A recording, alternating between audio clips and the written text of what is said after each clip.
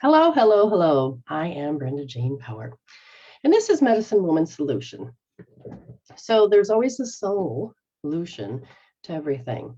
And so what does that mean? That means I listen. I listen to the soul. I listen to the spiritual truths that come through. And as I bring them through to help you understand what makes you a human, but you're so much more than that. You are a spiritual human. So as we begin to look at the recipe to life, the physical, the mental, the emotional, and the spiritual ingredients that creates this, we have to look beyond the ordinary humanistic way of looking at things. So my goal of what I understand my purpose and my path is that I was, how do you want to put it? To help with, whether it's a small part, big part, I don't know. But it is to help with humanity. It is to help because we're in a new level of consciousness, and we need coders. We need people that to decode it. We're here to look at these things. When I'm looking at your codes, they're not new codes. They are codes in some form that have been encoded and the way that they're translated. But this is so much deeper. I don't want to talk about all that. What I want to talk about is the code that's inside of you that we look at life and we just assume that we can't do anything about it. So bear with me to be able to put into language the information, because my dissertation is all about what is reality and can we change it. And I have been working on the spiritual, the mental, emotional. Well, I'm working deeper on the physical, which leads to the cell, the single cell. And that single cell has what's called receptors. So for instance, if you're had to take, and you're like, oh, I need to take some Valium, and you took Valium but didn't have a receptor on your cell, that Valium wouldn't affect you. It has to have a receptor. So I'm like, oh, how interesting is that? As I began to look further onto the cell, there is these emotional codes that everybody can have that can cross and be a code in an animal and a code in a person. You can see their personalities and you can see their behaviors. But here's the one thing about the receptors. Okay, why is it that some people are more receive this or do this? Everybody has a unique way of viewing and creating their life based on their souls. Now, my investigation process. So when I start to teach this in the academy, Medicine Woman Academy, I want you to become spiritual investigators. Once you start to learn how to spiritually investigate, you can learn all the healing tools so that you can be, and I haven't figured out the word for that, but you're going to be a healer that helps person to heal himself. So it's about empowering others. But first you have to learn how to do it within yourself. Now, normally you go, okay, here's the tool, go work on others.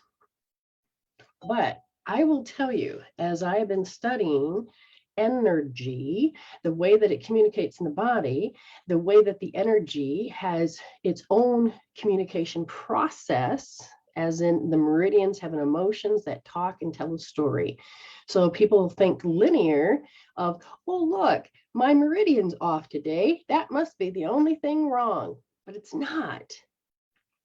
Unique thing about it is that I have a gallbladder meridian issue, but if I were to look with intention at a very specific label, it tells a story about how all the meridians came to that conclusion. And it's usually based on the cell and the cell and its receptors. And I advise all of you to listen to Bruce Lipton, because it's funny, because I had all of this information and I didn't understand it. And then I dream it and wake up, or I'll know something like weeks in advance, but it's getting faster and faster turnaround time. So I will dream it and get up, and I know that my day will unfold. My body and everything already knows what it's going to do. And if you can get into that stream or that flow, that healthy alignment flow for you, your life will get better and better. So I was like, okay, what do I do with this information? I know there's more information, so I won't use it, share it, but I will keep investigating it. Hopefully I will get a piece of information. Well, Bruce Lipton put up, oh my God, what was it called? The Central Dogma. And it was a hypothesis, but people didn't investigate it. So they just thought it was a fact, in which it's not. And so when you look at downward causation of how we work as humans, it is our environment that changes the expression of the DNA. And the DNA holds the blueprint, okay? And the RNA will go and make copies of itself in order to look at the instructions of the DNA. And it will just be like, we're going to keep the original information locked up inside the DNA, and we're just going to keep, rebuilding, and because we can duplicate it with the messenger of RNA. But here's the two components. As I'm investigating how do we create reality, we have to look at the physical ingredient. And as we look at DNA, it was believed that you had to be a victim of your DNA, which, guess what? It's not true. I knew this, but I couldn't understand it. Now, more and more information, the Mandela effect's happening, things are switching, and people are turning on. And they're seeing more and more in depth. So here we go. You ready? In a downward causation with the fact that you are consciousness first, it's learning how to vibrate in and out of states of existence based on your cells and the peptide. And that's where I usually call it an emotional peptide, a chemical peptide, so you can understand that there are different forms of peptides out there. There's a Valium peptide. And again, if you do not have these receptors on top of your cells, you'll take the thing and it won't affect you, right? Okay, so understand, we start having these replications, these codes that are there. Now, the encoding is the stuff from the way they teach me, is it's about, that's our history. So when I'm looking at your history, I'm looking at your encoding. How do you keep replicating? But what I kept finding was these markers, and I couldn't understand what they are. And it's an actual signature marker, but you have to know where it comes from. So I'll be teaching all my students this. So a particular marker is an epimarker. These epigenetics are, what did your family shit show that they couldn't resolve, has passed through the line, and now it's your turn. Now, again, we're not blaming, because we chose them to work on a very particular thing for ourselves, and they carried the code. Okay, so they have the encoding, but they have the code so we can match up. So they're like the cell that had the receptor of it, and we then come in to do this. Now, I know that sounds strange, but understand that the environment changes your DNA. The environment, the emotions, they change and give you the expression of your DNA. When a virus comes along with a different code, it has this enzyme that can be used as a way to help translate that code. So it's like a link. And within that code of the virus, there's a story. Okay, this is what I investigate. But when I watch this translation, this transcriptase, this enzyme, that code, the code has the language of emotions. And when it goes into the RNA and then that RNA goes back to the DNA, then what happens is the code can change at a DNA factor. Okay, so we learn to have an expression from our DNA. So things change. Now, how do we evolve consciously is a small part. This is a small part, so you understand. Gosh, I hope I'm translating this to the point where it's English to you guys. Because in my head, it's a whole different story. I mean, it's seen differently, but I'm doing my best.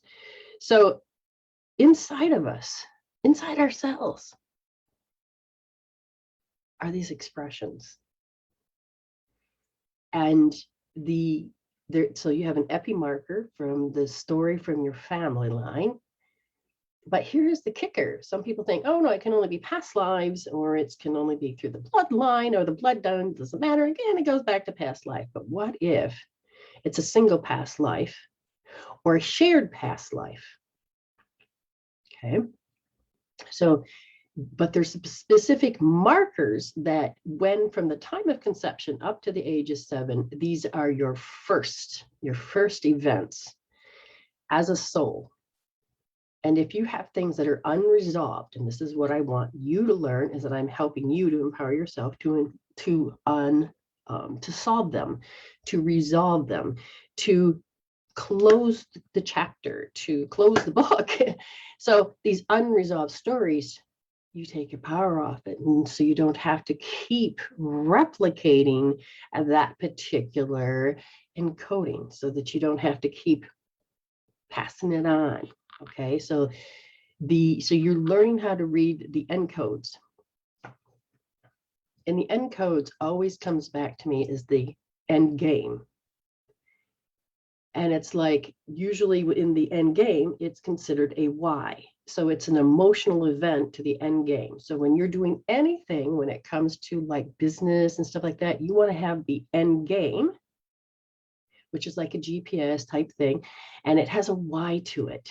It's a driven factor. So what happens with the emotions when you have your cell that has a receptor, and here comes the emotion of being pissed off, and it's like this has a shape, so you could say, oh, this looks like a female and this looks like the male, and they fit, and then all of a sudden a vibration happens. Now, what is that about? It's an emotion, right? No. It's how you, in your avatar, can learn how to go in and out of state at a very density so you can exist. Now, here's the thing about the evolution. We kind of stopped the process.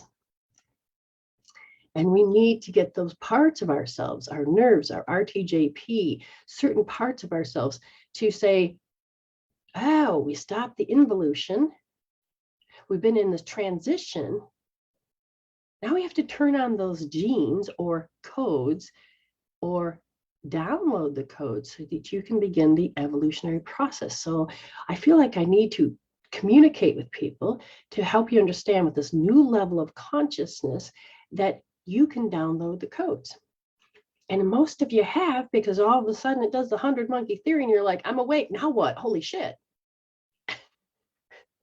Well, I don't want you to become an ultra spiritual human, which means you're taking the old personality and you're incorporating the spiritual stuff, but you can't quite make the transition or the integration. So you just learn how to be fluff and stuff. I want you to wake up to the two worlds that you've created. One you dumbed down and said doesn't exist, and you lived into the false aspect, but when you get tuned in, tapped in and turned on type thing, what happens is the access energy that helps to bring your song through, bring the codes through, to bring in the existence of the ability of these things.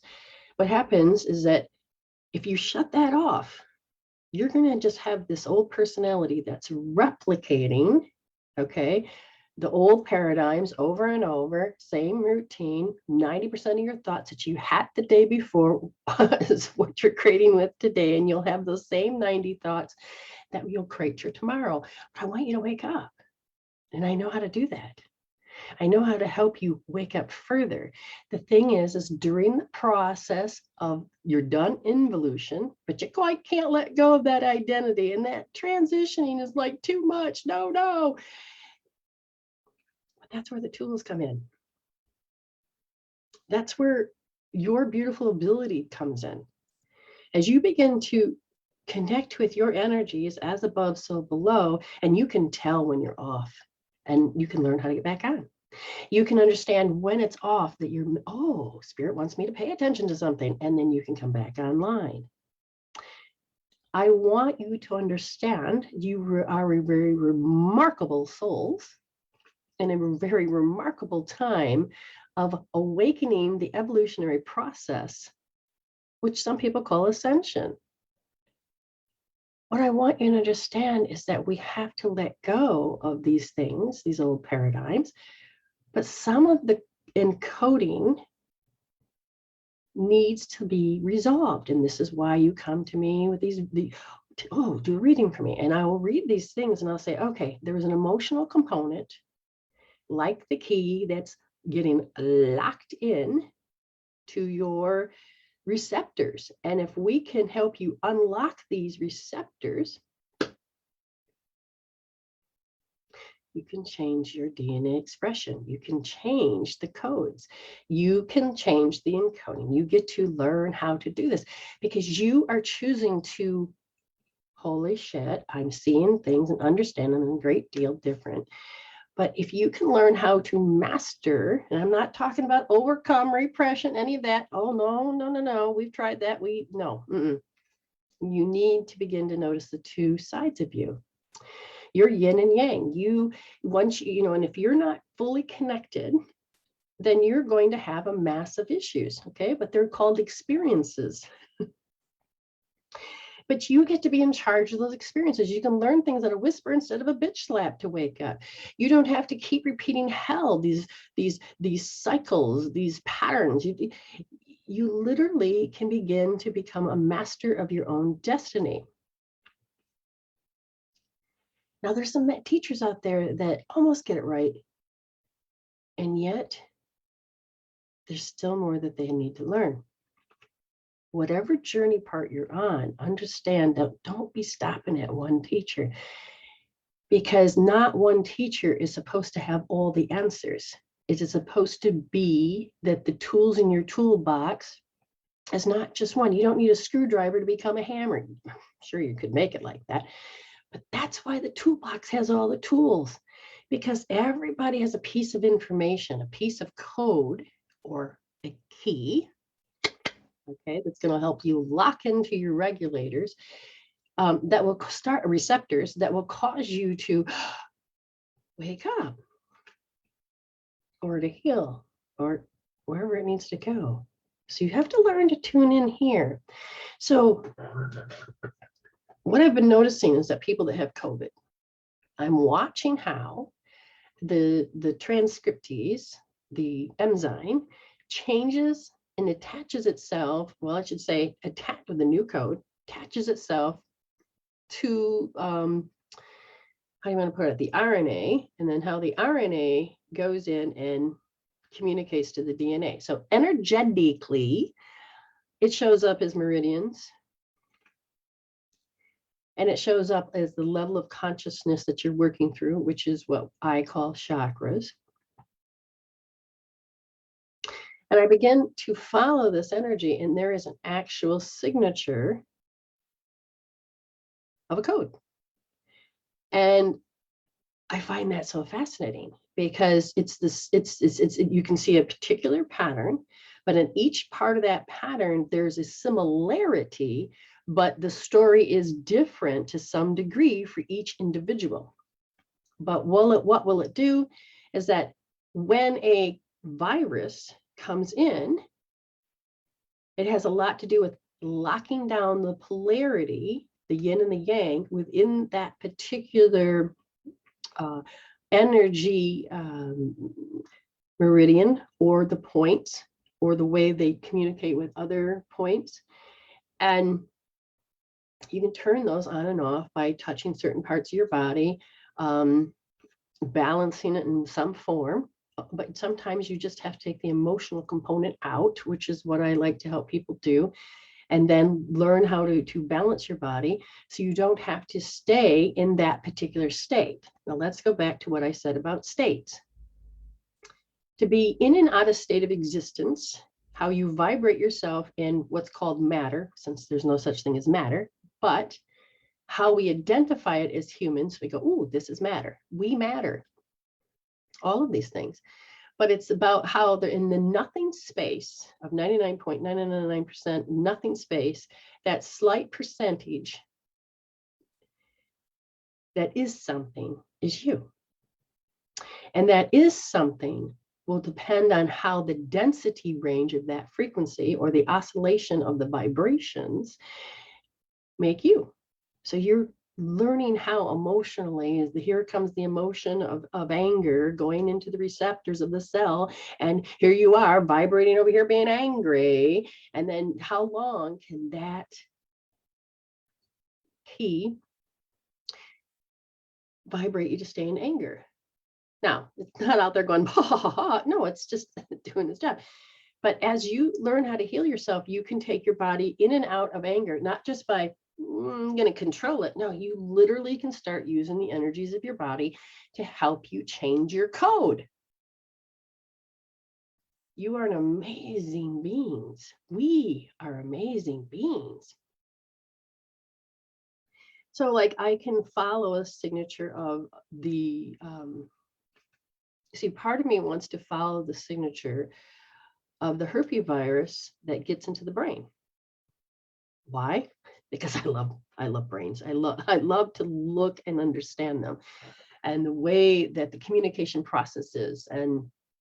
But when a virus changes the hippocampus inside of the brain, my curiosity is, what's the story? So if any of you have this issue, then I'd be curious to see if you could qualify, because like I said, I'm writing this paper and it's like, I really am now curious.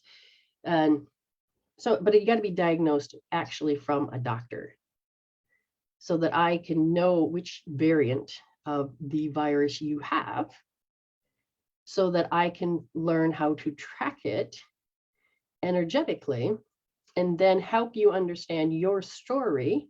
And you have to decide if you want to vibrate in, I'm always going to have sour graping. It's my reality. Because the old personality cannot create a new reality. It just makes a replication. But it's up to you with the power of choice. Because this frontal lobe is an amazing thing. And this frontal lobe helps you create your reality. But if you gave your pen to somebody else or to an experience in the past, then you have no control over this. But you do have the power of choice. And if we can get you connected back to your power of choice and learn that vibration, then you will sit there and realize, shit, I need to change these filters. I need to change the way that I read things. Because no one can show up to you any other way than you let them. And what that means is that when you take the outside information in, you're delete, distort, and generalizing. How? Because when the energy information goes to the back of the brain, then all of a sudden, as whatever registers and begins to register in the frontal lobe is what you delete, distort, and generalize, the 400 billion bits of information, to break it down into what you want to focus on. And if you have a part of your body that constantly is focusing on a particular thing or telling you to focus on a particular thing, you wouldn't know it.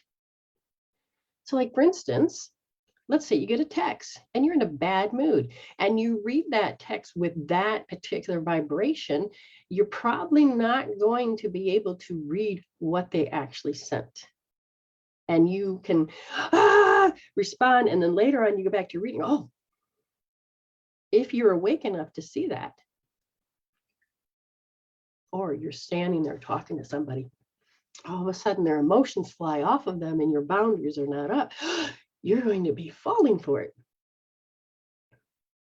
It's not because you're gullible, it's because you don't know the difference between certain things. Okay. And I swear to God, so I was recording things, I record everything all the time.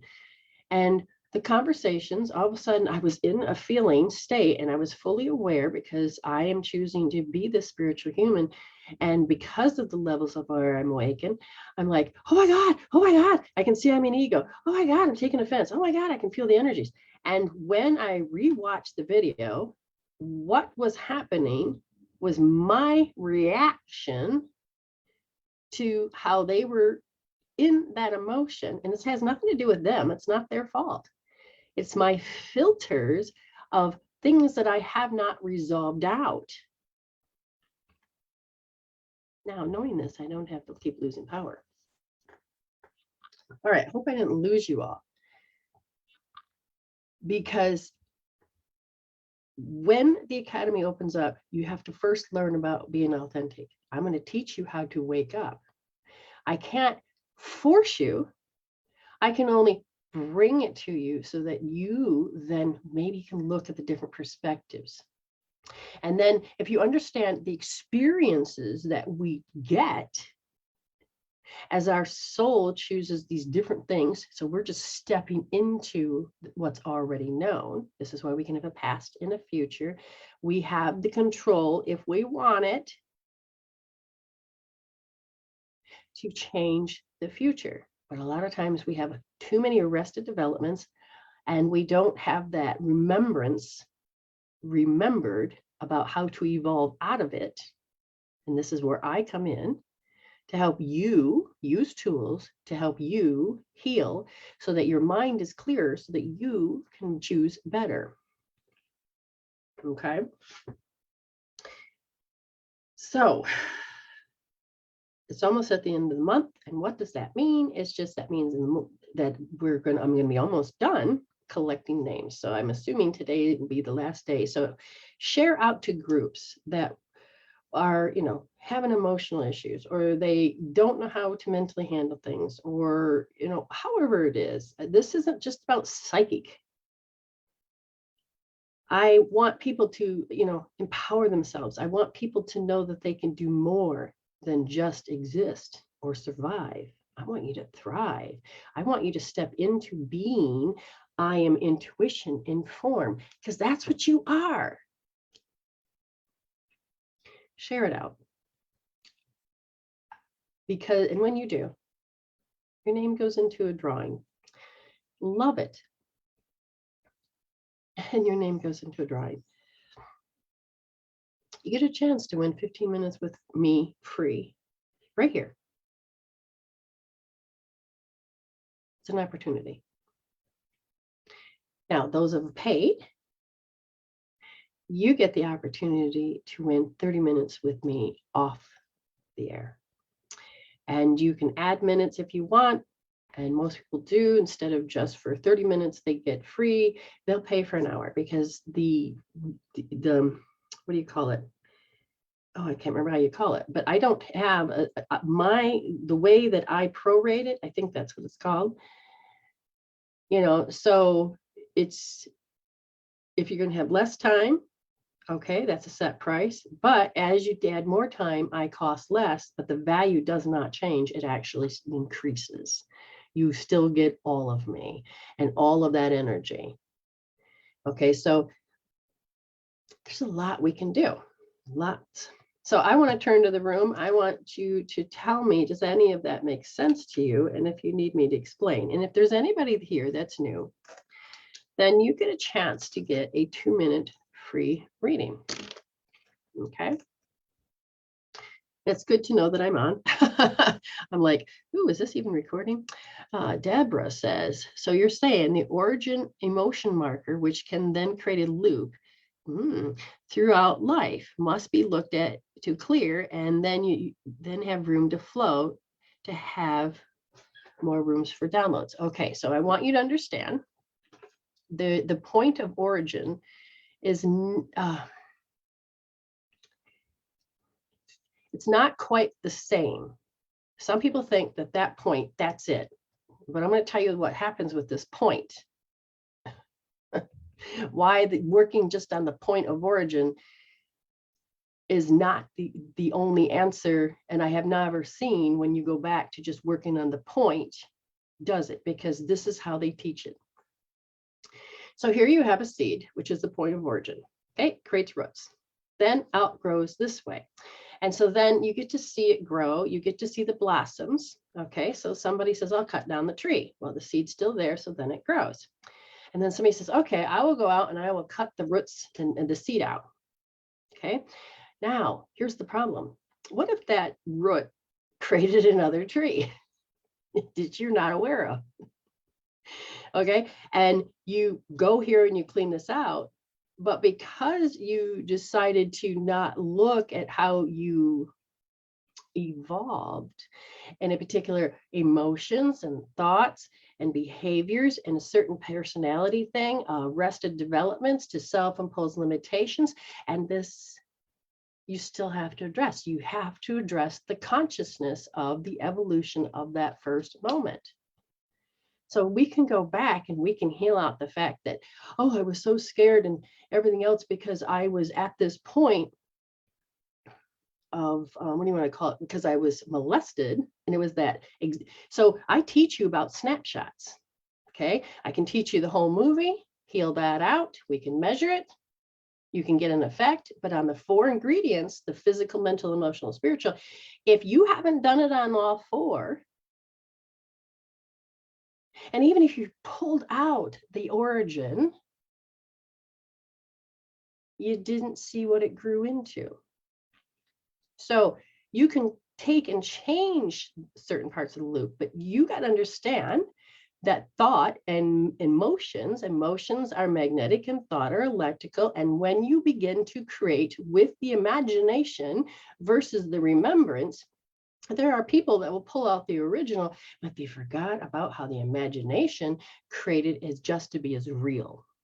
So this gets very complicated, but the way I've got it written and the protocol sheets that I'm creating, you are going to be working with your whole self, which does the pendulum or the reading. You're just the receiver. And I'm going to show you how to be the receiver.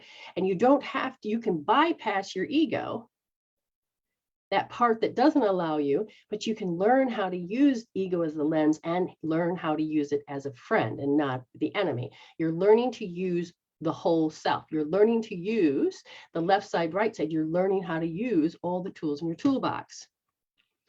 Okay.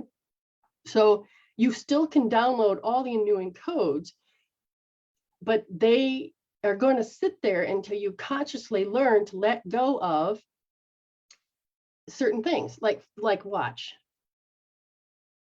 So in my body, there is a particular what's called microbes. And the receptor of the mold microbe seems to be still active. So I would teach you how to track, and you won't have to go, what if this is it? No, what if is acting in an imagination and you're using ego, and you can't actually trust that. And I will actually show you how you're going to have to do a double check, but you are going to learn how to let your spirit self do the work. So, all right, so I'm going to look, and it says that I'm looking at this, and it says, Now, I use very specific words in my glossary, and they call it a dump. A chemical peptide dump is an emotional dump of a particular emotions. I said, how many emotions got dumped in this? And they said, well, you need to back it up. So they're hurrying, and I don't know why they're hurrying. Time. Well, it's my show. I can choose whatever I want. So as I begin to notice the mold, I said, what do I need to look at? And they said, okay, very good. Notice that there's an imbalance. I said, imbalance. Meant in anatomy, there's a spiritual imbalance that affects the physical. And I said, the mold will fall in the physical, but they want me to look at something else, my nerves. The nerves are activating, playing out a particular storyline, and it affects my hip, my right hip, which would make sense. Okay. And what I'm doing is I'm greening my head. Oh my God, that's right, because my right hip is not. I says, I don't know how to trust. And I said, oh, so we want to heal that? And they go, no, no, no, no. You'll learn how when the spirit says it's called doing equations. You didn't think you wanted to do math in school? Well, this is spiritual math. And it actually is quite fun finding the equations, but you're not making the shit up. And they says, there's a habit of distrust. And I says, and I could go and I say, me? No. And they said, just listen. You don't have to ask certain questions. You can learn. There's a pattern of readjusting, which is different than adapting. Readjusting means that, yes, my body can readjust to the climate. No, it actually adapts to the climate, whereas my body readjusts under force. Okay. There's different ways of seeing it. So let's just back it up. Now, like I said, I have many protocol sheets. One of the things they wanted me to understand is that there is what's called a shared marker. And then it says that on my dad's side. And I said, okay. And they said, when I was 48, I had a particular thing that occurred. Now, they're not giving it to me yet, but what they said was that the encoding, meaning things of the past, became the priority in my decision making. I said, okay. And they said, then what happened was that it caused a physical disturbance in my bodies, not this one, but my emotional, mental, physical, and spiritual. And I said, okay, where did the disturbance then come? They said, in the mental body. And the mental body had a lot to do with feeling the self-talk, or the talk of that I was not balanced, or I was not in sync. Got it? And they said, there's a wound. And I said, okay, what kind of wound? They said, it's a spiritual wound. It's like, I said, is it like false pride? They go, no, it's more or less like a curse, meaning, oh my God, I can't end this. I said, tell me more. And they said, it's about disapproval. If there was a word for it, it'd be about disapproval.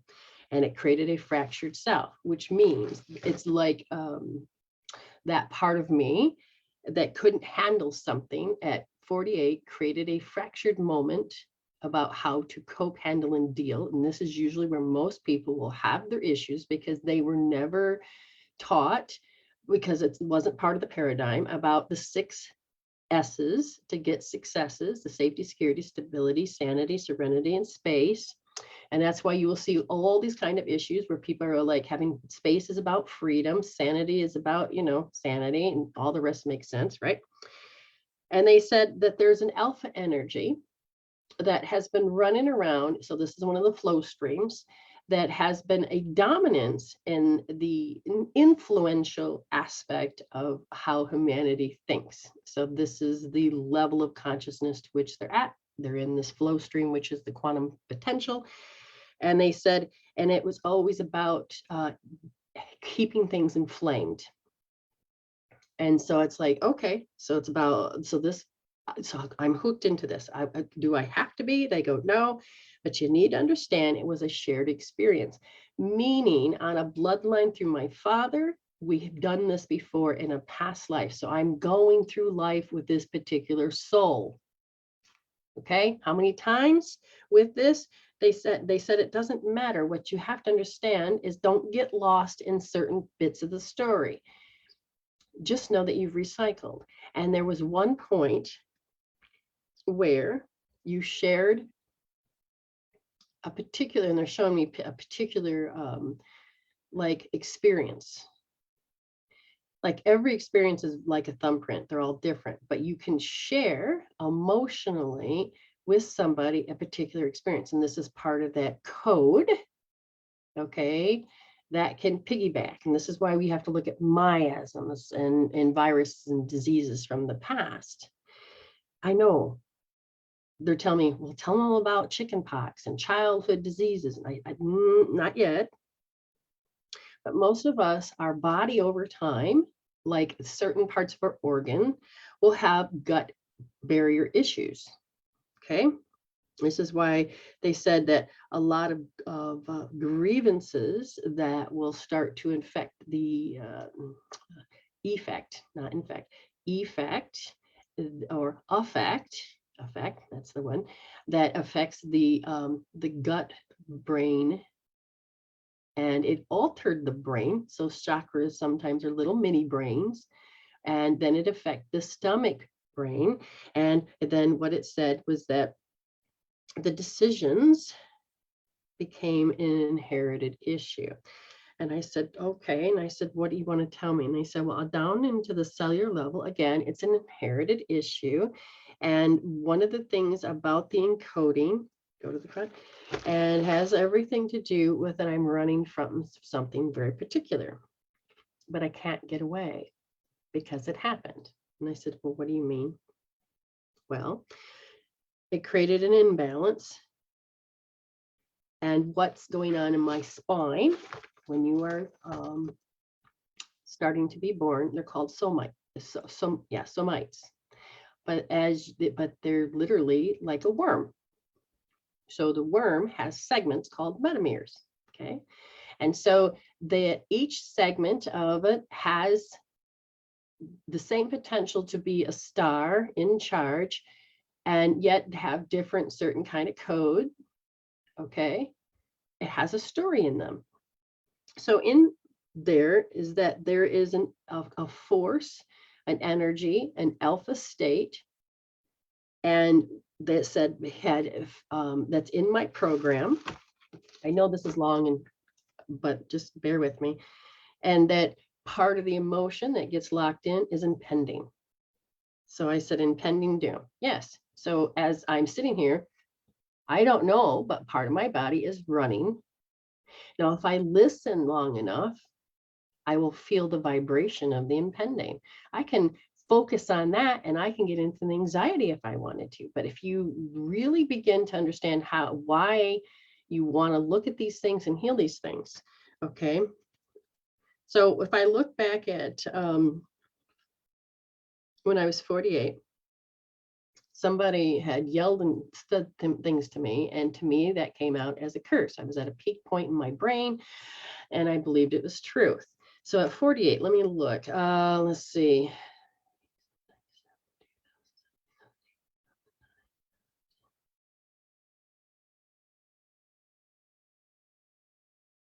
Just before I came over.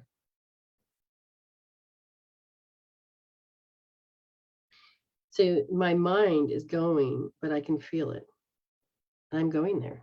I can feel right there where I'm going. This is when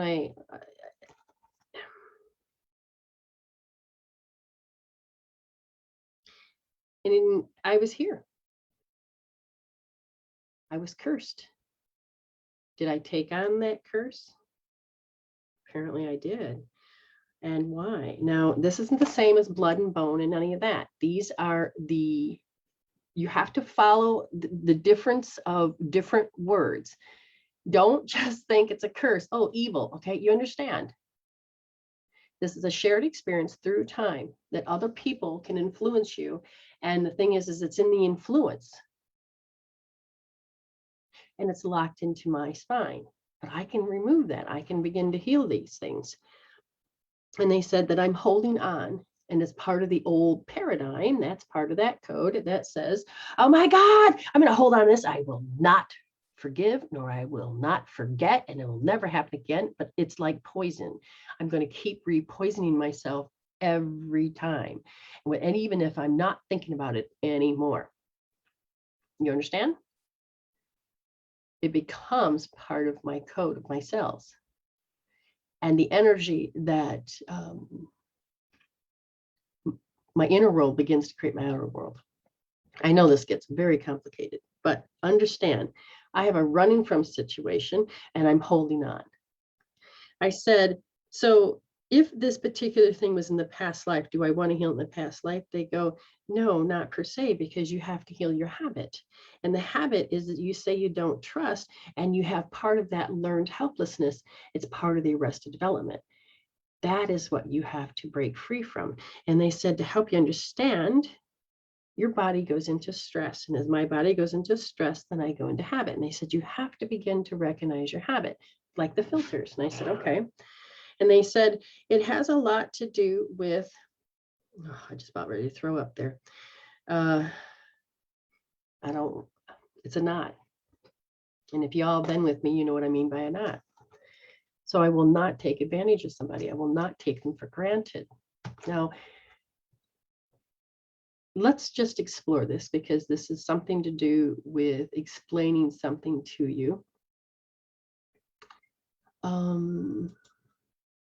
Like, for instance, never take people for granted. No matter how much they love you, they will get tired eventually. And, so what does it mean to take advantage of when you're no longer appreciated and you're undervalued, but yet you're expected to show up, and you treat the person like an object? I won't do that. I must have at this certain point. And they said, now, yes, I decided in a past life. I says, can I heal that out? And they said that I can go back to that origin, cancel, clear, and delete, and da-da-da. But it's not going to change my consciousness growth. I have to stand in this position here and get out of ego mindset, go into the spiritual aspect, and realize that I don't want to take advantage of somebody. I don't want to treat them like an object. This is why energetically I make sure that it's always in balance and that you do feel my love. But I don't want to go.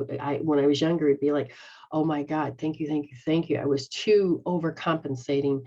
And that karma began to accumulate when I was too overcompensating. But my mind hadn't switched. But when I started to heal that overcompensation, I could see how I was losing power and how I sounded like I was desperate, even though I wasn't. It's these way we create these personalities.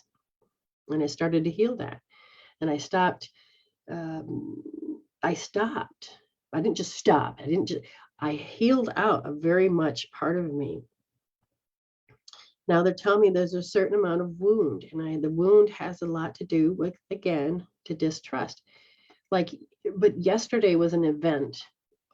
We went outside and we walked 8K approximately, and we, respect and love people. And this person came up and they started giving us, at first I thought they had a mentally handicapped, and it's like, okay. And energetically, I'm looking and I'm like, and all of a sudden I got emotionally moved by their story, but it wasn't just his story. He was actually trying to send it out. And then Spirit said, no. And I'm like, no. And I'm like, and so I'm digging in my purse for money, but I didn't carry any because we don't carry money with us. And I thought, make something appear. I know. All of a sudden I found a 50-cent piece. And I put it in his hand. Instead of being grateful, that's it.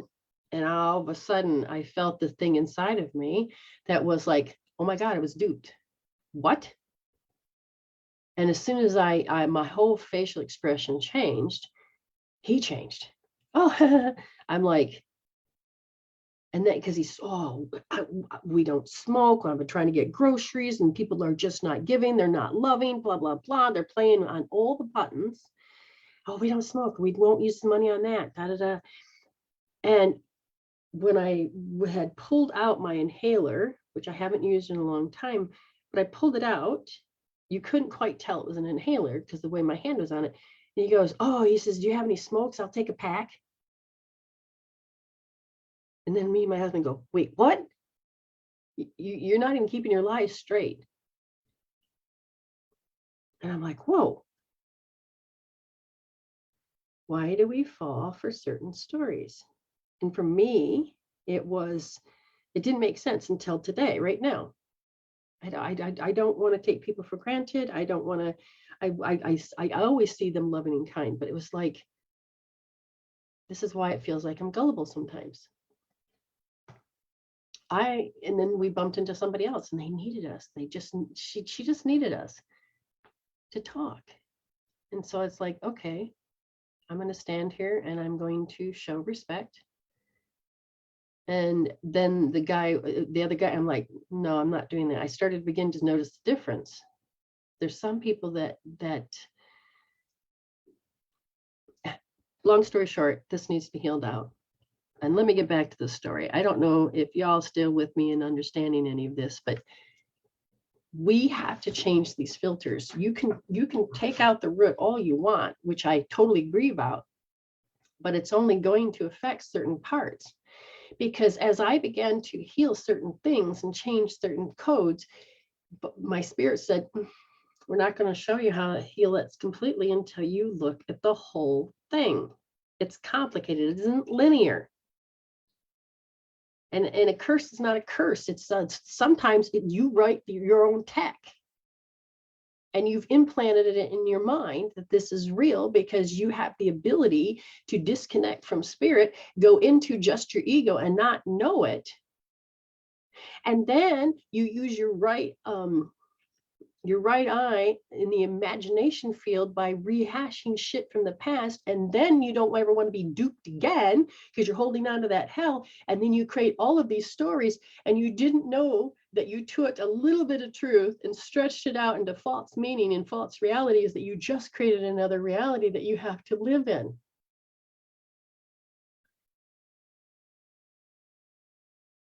And I said, Jesus, this is complicated. They said, that's fine, but just understand, if you write it down, we'll show you your equation. And if you go in and you can connect with those particular emotions or your own story, and you can see the patterns, you can wake up. Like somebody I know just went through a bad experience, and I said, and one person said something and it crushed them. And I said, wait a minute. I said, they're just saying that because it's flippant speaking, and they're just autopilot right now. This is how they cope. So they're sour graping, but don't have to take it in as your story or take offense to it because it's their story. You don't have to change. What do you call it? You don't have to change your reality based on their emotional experience or the thing that they want to manipulate you with. You can learn how, when people are on autopilot, this is why we're going to be doing social intelligence course. It's very important that you begin to see, and we have to move at the enemy, and we have to remove the blaming out of the equation so that you can move into more of the discernment factor as your spiritual whole self, so that you can learn how to change humanity by changing yourself and becoming more in alignment with love, which is at a 500 hertz frequency. And so instead of just being this story of always having to go into a rage or whatever emotion, because anything below 500, all good, bad, indifferent. Somebody says to me, well, if you get rid of all the negative, then there would be no fun in life, or there's no stuff in life. And I said, okay, let me tell you something. We have wrote our own tech to say we're supposed to be sadistic and masochistic in nature, but it's not our true nature. We're hardwired for joy. But we have disconnected that ability, not necessarily disconnected it. We have convinced ourselves that we're hardwired for suffering, and it's not true. The pleasure centers in your brain want to be activated, but you're hiding your joy in hell, and the only way to get to your joy is go through hell. Do you still want to do it? I mean, everything has a pleasure center. The sex life of yeast. If you didn't have it, you would die out. So the pleasure center, we have them. Our brain is full of it, but we've been hiding it. And it's time to just rearrange a few things, heal a few things, help you get that kaleidoscope of perspectives to help you manifest your life differently. You are amazing beings. I hope you come on this journey with me at this point to want to take this trip of healing. So what we're going to do is we're going to turn to the room. If there's anybody in the room that's new, that wants a 2-minute read, say yes, reading, yes, please, or let me know. And then I'll give you a 2-minute. We do have a person up on deck with an expedite, and Nicole, you let me know how you want to do things. We will do them. And if you want to come on and just use your voice, that's great. We appreciate that. because it helps others. Okay. All righty.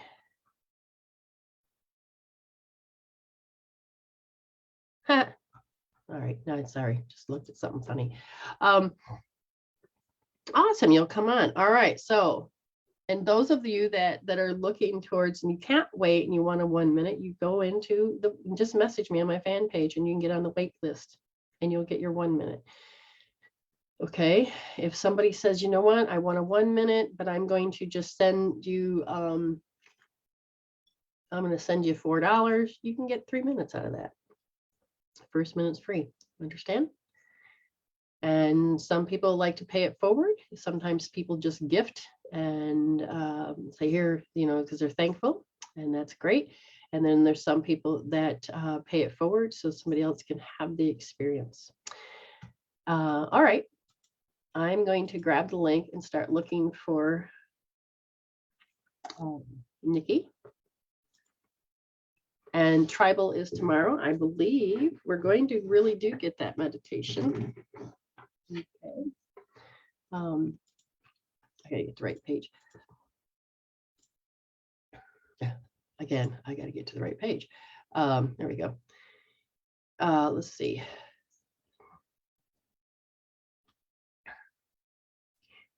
Did anything make sense? Because the reason they wanted me to tell you this is because you do not have to be the victim of your parents' diseases.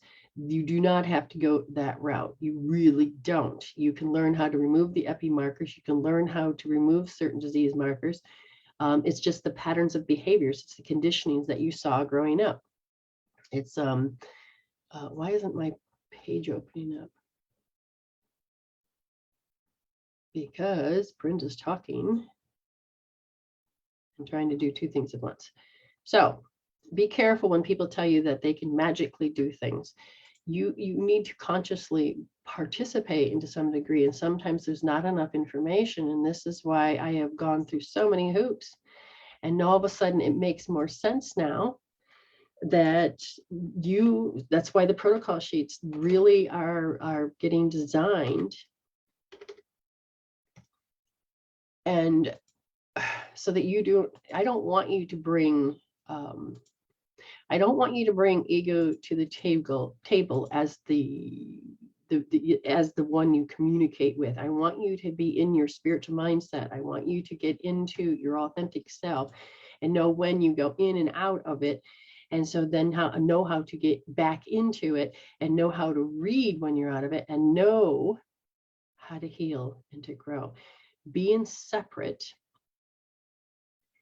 you just need to learn all these things, because some people say, oh, it's just a chord. You have a chord to everything. It depends on whether the note or the frequency within that chord about how you speak. And you need to reset new chords, and you need to clean chords. And sometimes you have to break chords because sometimes they're intentionally set by somebody else, or you needed that experience. When it comes to contract, you have a contract for everything. Yes, some of them you need to create and clear, but the thing is you need to understand why you showed up the way you did for yourself. Okay. Hello. Hi, Brenda. How are you? I'm good. I'm good. So let me turn that. So we're doing meditation tomorrow. We may have to get there. Sure exactly what it's about. They told me in the beginning of the week and I lost the piece of paper, so they must have changed their mind. That's all I got to say. All right, how can I help you, dear? Whatever pops up, Brenda. Okay, so Spirit already knows what she wants. Now, right now, her 4-year-old just showed up, and there's somebody, a grandpa or male figure, grandpa feeling, and it has to do with feeling. Now, I'm going to ask, is this share? They go something about a cursed feeling and about a chemical peptide dump. And I said, tell me more. And they said, well, at 4 years old, he said, was your grandfather around when you were 4? Yeah, he was. Probably that was, yeah. All right. So something he said, done, or whatever, you didn't have enough information as a child, but it hurt. Okay. So I'm looking at very much 2 particular emotions that got locked in as a dump into your nerves. And that first emotion has to do with a very coercing way of forcing something. And the second one had to do with taking my attention. So it is something that you're takes your attention, and the coercing is like, you didn't want to do it. I feel like this was against your will to some degree, and you're like, fine, and you do it. But you don't. I don't know if you said it out loud or if you just were the ones that screamed inside. You understand what I'm saying? Yes. Okay. Now they said understanding. Thank you very much. He said that he's sorry. He's not asking for forgiveness because that's not why. They know what they went through, and then they get to see it. They said that that's why they're sorry. Okay. Okay. You got to decide, how do you want to heal it so that you can release that poison. Okay. Because that's one reason we forgive. It's for us. It's not for them. Now he's going on, and he's pointing out that apparently you guys had a shared experience. That means on a soulful level somewhere. Now, the chase that we do is because of those chemical peptides that are, I don't want to just say trapped, because we have trapped and there's some that are dumped. It's a little difference. I don't know how to explain it just yet, but the chase is on. Now, what happens is that you're like, I'm never going to let this happen to me again. And so you have to always keep it in the, right there. So you look for alarms, signatures, ain't going to happen. And at the same time, you're chasing it down because it's a magnetic attraction. Do you understand what I'm saying? Yes. So you can't help but to contemplate. Now, you've been waking up. And they said you've been contemplating differently because you're spiritually, then you've been contemplating more instead of egotistically contemplating, which is good, because ego would be just the fire and the wire and create more of the same shit. Whereas you're spiritually going, hold on. Now, at this point, you could put your hand on your forehead at any point, but you're also saying, hold on, which means you're starting to lift the veil, and you're starting to realize that this particular chase you're actually running from. So this is what's called a towards and away from. You want to go toward your goal, but you don't know how to get away from, because you're like, I'm not doing that. I'm not. So you're trying to run from that, but it's because you're trying to run from that, it's going to be part of what's in your face. Does that make sense? I think so. Okay. So what you're running from is that you have this over concerned all the time. You're concerned about something. Yeah. And so there's always this anxiety that ends up being in front of you while you're trying to go after your goal and what you don't want. And you're like, oh my God, how can I do the trust factor? So I would look at this chase and I said, okay, tell me more. And they said, well, at that moment is when you lost your happiness. Where'd my happy go? And you have to understand, no matter what age you are, you're going to have a moment. You want it to make sense. You just want to go back to normal. You want your joy back. But if you don't have any tools to help you get back to that, you're going to scramble, and you're going to do whatever it takes so that you can feel whole again. Because if you don't, the thoughts are just going to race your mind. They will force you and chase you in a different way. And you were like, you can't outrun these. So sometimes you repress them. Sometimes you will block it out to the point where, what are you talking about? You fracture that aspect. Do you understand what I'm saying? Yes. You have a deep phobia that you had shared. I mean, and he had a phobia too in another past life. And the phobia then this life has a lot to do with always having an incompatible relationship with certain people. Yeah, I was thinking that's what this is. Good. See, you're listening to the spirit. I'm like, are these talking about guys? Like like, okay. I understand. So he would try to give me candy to sit on his lap, but it made me feel uncomfortable. Okay. And see, there was not enough information, and your part of you is like going, oh, I know this one, because you're and I asked, how do you know this? And they said, it's not really about that. It's about how you were forced to readjust in that past life. And I said, can we go back and heal that? And they go, that's not necessarily what we're talking about. They want you to understand that your nervous system knows what lofty is. And you're like, but I don't want to be forced to do anything. So again, if you're holding on to that particular point in this life, they said it actually changes. Okay, so in thoracic 6, so it's held in your spine. And do you have any problems in that particular area? Yeah, I have back problems. Okay. And they said that this feels like the curse. Now I said, is this like a past life curse? They go, not necessarily. It is your stories. It is what's locked into the metamirrors. It's locked in the somites, the little aspects. I said, so did it begin in, did it come, when did it first, so your first marker. So I said, was it any time before that? You know, meaning up until the time of conception? They go, no, it came up when she was 4 years old. And I said, oh, okay. Now I'm going to ask, did the emotions from the person affect you? Did it dump? These were your own emotions. And that's with a marker. And you were going inside saying, I disapprove of this. Right. Now here's the mirror. Here's the kick-ass freaking issue. When you have a mirror, there's two ways. He disapproved of the fact that you weren't going to do it, and you were disapproving the fact that it was happening. But the word disapproval, what do you look at? Who do you obey? Because just like when parenting, it is they disapprove of your behavior and you're like, but I don't want to do that. So it always boils down to a particular outcome and who is going to control that outcome. And if they can control your behavior or you can control their behavior, you will win. Do you understand? So you're stuck right here. Okay. Yeah. So they said the actual issue, it is, what is this particular outcome?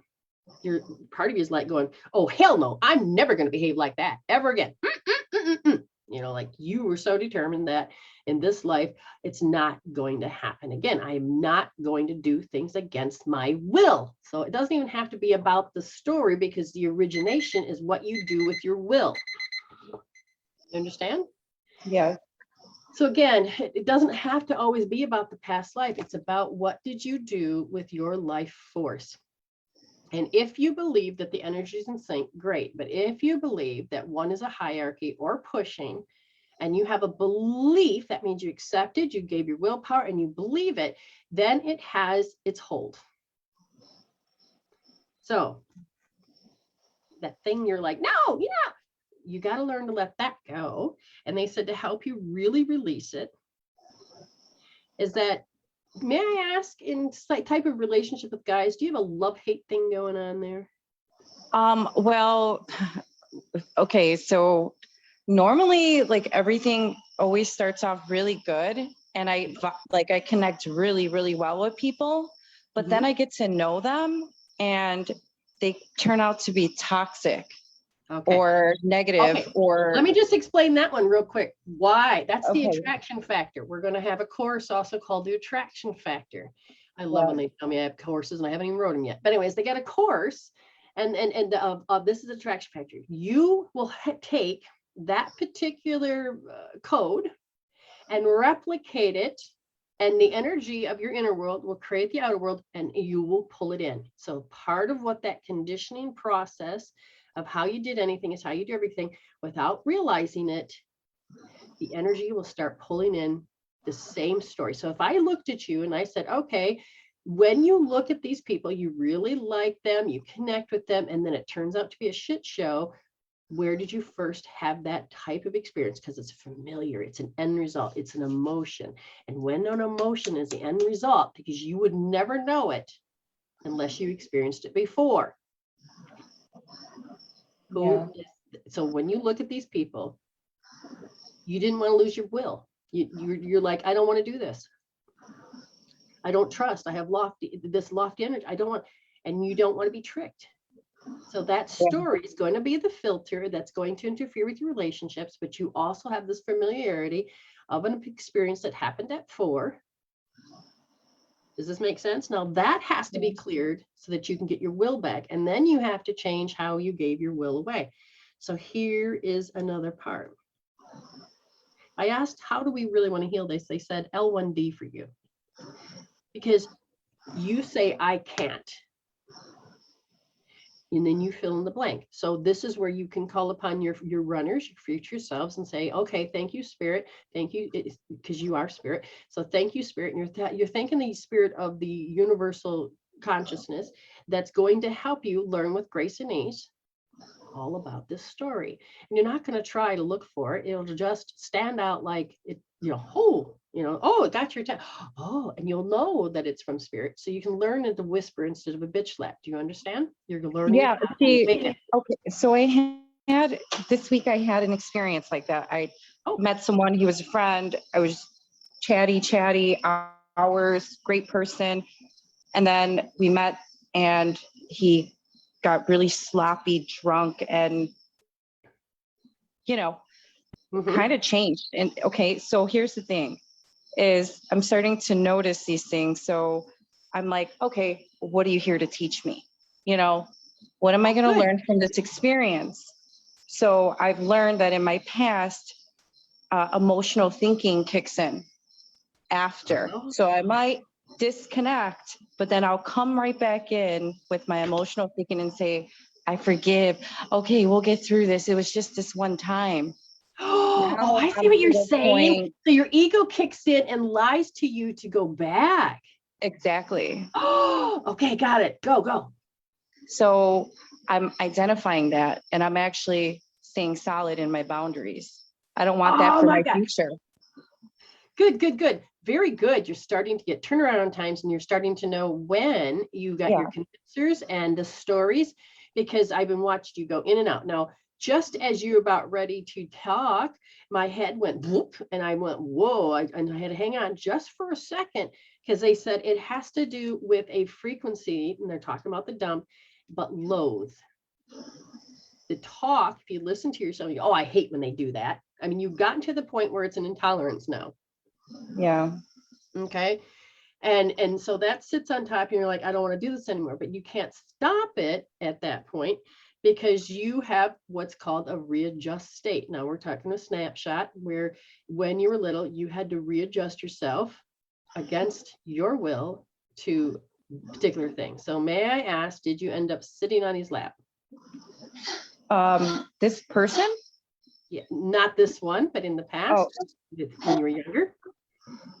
Yeah, I like had a few experiences like that, like, where people wanted to pick. I never wanted to be picked up or held when I was a child. And like, I don't know what it was, especially for men, and, they would kind of like force me, like, even if it was an uncle, you know what I mean?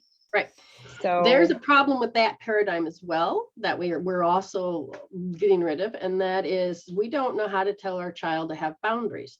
We just say, go up and kiss them, go up, let them pick you up, and the child then has this thing with an authority that, well, you have to respect your elders, you have to let them do this to you. You don't realize it. Okay, this is how when you're a child. But when a child sometimes is like, no, I don't want to do it, we have to teach the child how to have certain respect for them, but at the same time, this is their physical body. Teach them how to say no to having people touch it. Does that make sense? Yes. Okay, so so this is one of the things you did not know. And let me tell you something. Yes. The way this situation played out the other day is he kept touching my hands and grabbing my hands, and I asked him to stop. So it's the touching. Yes. Against my will, Yeah. And there's nothing wrong with flirting, but the problem is it's against your will. Remember, it's that energy flow. If you don't know what you're doing with that life force, see, you're battling with the fact is that I don't want to give my power away again, which means you didn't get your power back from the first one. Okay. So when you go to really think about this, they said, when you begin, where do you want it to start? You're going to hold L1D, and they want you to, if you're contemplating, you may as well heal it out while you're doing it. So in hope therapy, L1D, vulnerability, and then they want you to hold L3S, because it's like, I have to diminish my moral character in order to have love. Right. Okay. Yeah. And it's not really true, but this is where your will gets stuck, because we have too many controversy, conflicts of value systems. I need to value this, but I need to value me. Well, they're in conflict. And you will then get all of these different flavors that pop out of this. Okay, so you got 2 spots that you're going to do and begin to really go there. You're getting really good at this, they said, that when you're holding those spots, just allow yourself to drift there. And when you get to it, begin to recognize it. And when you do, measure it. And when you start to really get good with that muscle, that trick, you're going to be able to heal it faster and faster. Okay. Okay. Got it. Good job. Good Thank job. you. All right, we'll see you I'm tomorrow. excited. I'll see you tomorrow, Brenda. All right. Bye-bye, hon. All right. Bye. This is very important to understand. I didn't do favoritism. Spirit thought it was very important to listen because a lot of you have these issues. And when you keep listening, it won't be confusing anymore. You'll know the terminology, you'll know the definitions, you'll know things. Yes, honor the child's personal physical autonomy and teach the child that their boundaries are healthy and acceptable. We also, there's so many paradigms that need to change because when we are young mothers or fathers, we don't realize that the child, it picks up everything, the emotions, the thoughts, everything. I mean, when a woman has their, like the child on their hip and she's just a bitching and cussing and all that, that child can feel every vibration. Why a lot of us empaths, everybody's an empath, but sometimes we will have more of a dominant one versus the other because it's in the makeup of who we are.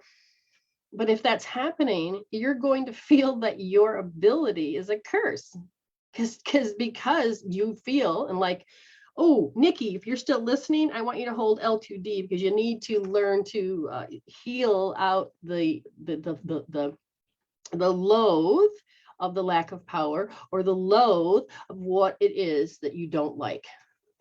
Okay. This is why you just can't have one session. Oh, I'm cured. You can, but you're changing your consciousness. You're lifting that veil and you're choosing. You're getting the power of choice. Part of the evolutionary process that we're turning on is that you have choice. And you're not a victim anymore. Those archetypes were necessary, but you don't have to go there because when you get into that victim stance, you're cornered. But if you can turn around and say, thank you, Spirit, and looking for the third option, you're going to create yourself into being such a position that you will free yourself because you're going to tune in and tap into that frequency to which you are. And then it excites the radiant circuits that you have downloaded. Okay, you are already hardwired for joy, and these radiant circuits get to flow through and help you create a third option. And if you learn to have the diamonds healed, the diamond points and the diamonds around us and the geometrical aspect, what you will do is learn how to be discernment in your spiritual self as you are a human and creating these human experiences, these shared spaces. God, I know that sounds complicated. Yes, I do know that Spirit keeps throwing out these courses and eventually they will be written. They said, patience, you'll get there. I'm trying to find my list. Okay, so again, an expedite can be more healing. And sometimes the healing is just getting information, but don't just waste it. Use it. Use a tool with it. Do you understand? Because when you do, you will create so much more joy for yourself. Do you understand? Okay. So, Facebook changed the rhythms again. So we have to figure out a way so we can get this information out to people. Now, Spirit wants to know, well, I meant like, where you're going with this, wants to know how we can get that information out there. What are you doing, Spirit? Hold on. It's like, I'm not, no. Where are we? I don't need that screen. What screen am I on? How do I find the people? Where am I at? I can't be in a conversation because I don't know how the people are. Where are we? Oh, there we go. There you all are. Okay. So how do we get more people into the room? Now, I've been, looking at this,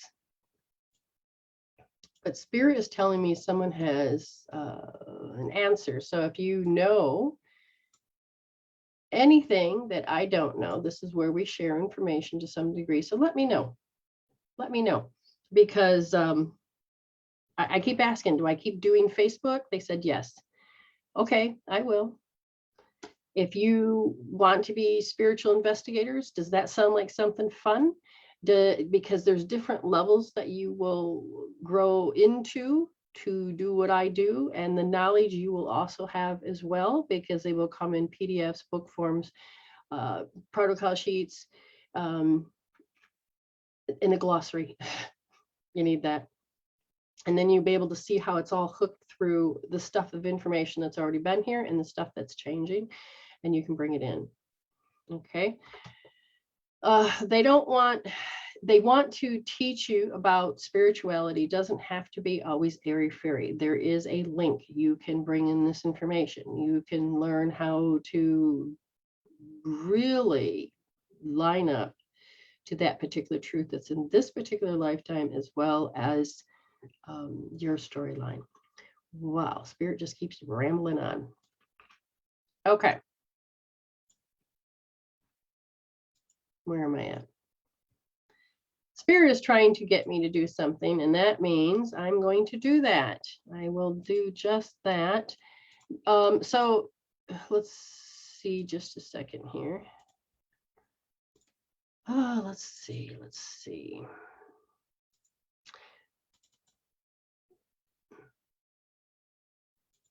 All right, so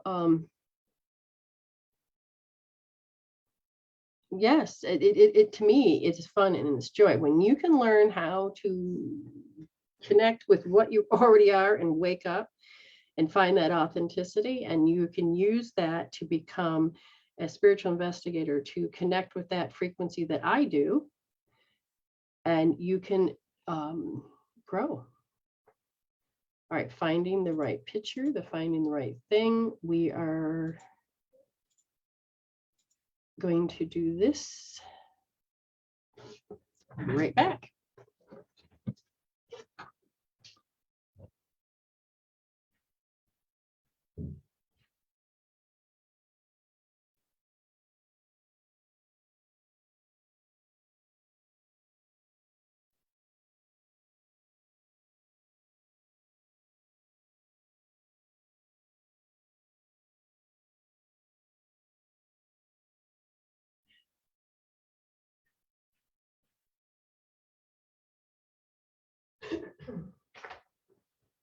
Okay.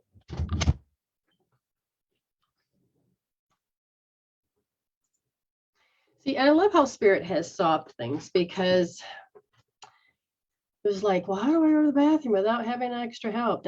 Spirit says, you got this. And they show me. They show me. And I find that fascinating. Okay, so I'm going to just double check to see if there's anybody else. Nope. And we're going to go into understanding the reads, and we're going to do April Lynn. April Lynn. So the issue here is they're saying, look at pride. You can be proud of yourself and then understand more definition of what pride is. They said you can do that on your own. There is an aspect to you that's running from and chasing at the same time. I said, what do you mean? And they said, well, you have a repulsion factor. It's like, I want to be proud of what I'm doing, and at the same time, I see people that are boastful and proud, and I've got this repulsion factor. And I said, all right. They said, this is where, oh my God, I can't believe these people. Oh my God. So with repulsion and compatibility, I want you to notice in particular how you are, I'm not going to do that. Oh my God, I'm not going to do that.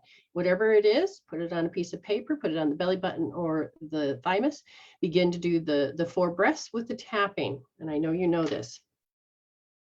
And what can happen is that it can help disrupt by balancing out the magnetic field, and it can disrupt the habit. So the morphogenic field doesn't have to keep replicating in a certain way. Okay, so now we're going to go to Miss Miranda. And Miranda, there's a certain amount of distrust energy. And so your face will go, okay, so look at, they're showing me there's a gesture. And I said, is it you're doing? Yes. And they said, when you look at the body, they said that the oscillating energy, which is the frequency, as it is, and where is it at, of the chase. So the oscillation, what do you want her to know? Both what? In your terminology, both the cord and a curse is a particular habit of loftiness. It's like I have to have the same behavior or personality to match in order to have a relationship. But I think you're kind of getting tired of it, because it says, I just now feel something that I thought was compatible, and this is the behavior to which it stands. I can't do it now because I feel incompatible. And now my body is saying, ew, do we have to do that? So your body's saying it does not want the happiness to disappear anymore. And you really are beginning to learn when it happens. And so your guilt tripping that you do, they do, whoever it is, it's not meant to be in your flippant speaking language anymore. So they said, when you're ready, you can begin to learn how to take the mask off by holding L2D. Okay, now we'll go over to Kelly Hansen, Miss Kelly Hansen. Works. It's an abuse. I said, what is? And they said, well, my nerves say that it's on a very habitual thing, that lofty energy about work, what having to work. No, it's what happens at work. Okay. And they said, when you are expanding who you are, you feel like there's a dishonor happening. And now they're showing me that you go into ego concept, ego mindset, they go into ego mindset, and you can feel how this just becomes an imbalance. And you can feel, and I think you're waking up to how love is a weapon, which means noticing how sweet talking sales words or whatever it is like convincing you into behaving a certain way. And they said they need you to get this concept, because you don't have to be something out of sympathy by their words. So kind of like take note of what kind of words come out of people's mouth and how you feel like, oh, I have to go into behavior. If you can catch that moment, then you're going to shift even further. And they said, when you can feel how you have to go through all this to create you to be sympathy, then hold L1S. Miss Lena, it says tattling, petrified. And then and I saw, you afraid that somebody's going to tattle on you, and then you're going to diminish your moral character. Now, what they're tattling about, do you really have to be fearful about? No. Because there's an act that you need to forgive yourself for, because you didn't know enough information when you were 3 years old. But you've been carrying around that you were a bad child, and that you were wrong, and that you hated yourself for it. And your ego has been driving you to control you and have a learned response. And you're so afraid because of the tattling that you're going to have to behave a certain way. And it's literally needs to end, because you need to take back. You don't have to be a martyr. You're fighting the code, the archetype code that says that you're a martyr. And then you're like, I'm not doing it in this lifetime. And it's like, good. So L3S that, because you are in conflict with a particular value of a past life and the archetype and this coding.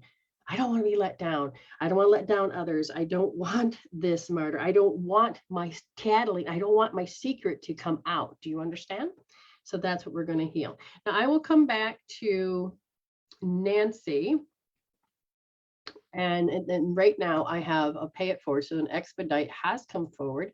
Now we're going to have to ask Cynthia, can we use your voice, video, or do you want it done like this? Your choice. If you would like it done, whether you're just using the audio or the video, let me know. I will send you a link as soon as I figure out what page this is, and find you.